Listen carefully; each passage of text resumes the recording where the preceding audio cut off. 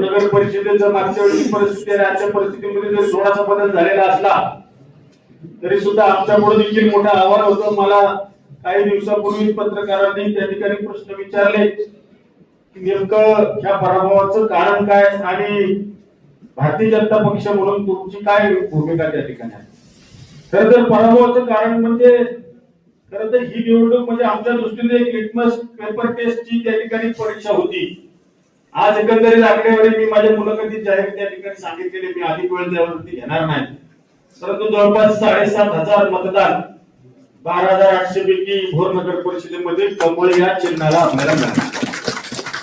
इथून मागच्या काळात कमळ या चिन्हाला मतदान मिळत नव्हतं काय? मिळत होतं, परंतु एकही चेहरा आश्वासक चेहरा नगरसेवक पदाचा त्या ठिकाणी निवडून येत नव्हता. आपण हे सर्व काही त्या ठिकाणी घडवलं आणि ते निवड मतदारांच्या मतदार रूपी आशीर्वादाने या ठिकाणी घडलेला आहे. आणि यामध्ये निश्चितपणे कार्यकर्त्यांची संख्या, कार्यकर्त्यांचं पक्षांतर्गत असणारं जे काही संघटन आहे, तुमच्या माझ्या विचाराचे जे कार्यकर्ते ते तळागाळापर्यंत भेटले, जाऊन लोकांपर्यंत त्यांना सांगितलं, समजून सांगितलं, मतदान करण्यासाठी त्यांना प्रवृत्त केलं आणि अशा सर्वांच्या प्रक्रियेमधून या निवडणुकीचा निकाल आपल्या समोर झालेला आहे. 16 नगरसेवक निवडून आलेले. खर तर एक नगराध्यक्ष पदाचं सीट थोड्याशा मतदान आपल्याला त्या ठिकाणी पराभवाला सामोरं जावं लागले.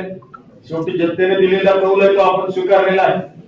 आणि म्हणून आता पुढच्या 5 वर्षाच्या काळामध्ये काही लोक म्हणत होते की असा जे आर आलाय तसा जे आर आलाय, पण माझ्याकडे काय अधिकृत माहिती त्याबद्दलची आलेली नाही. जो काही जे आर आहे ते पुढं, परंतु 16 नगरसेवकांची जे काही आपल्याला त्या ठिकाणी संधी काम करण्याची जनतेने दिलेली आहे, ते संधीचं सोनं करण्याचं काम पुढील 5 वर्षाच्या काळामध्ये भारतीय जनता पक्ष भोर शहरामध्ये 100% करेल, हा विश्वास तुम्हाला मी आजच्या कार्यक्रमाच्या निमित्ताने देतो.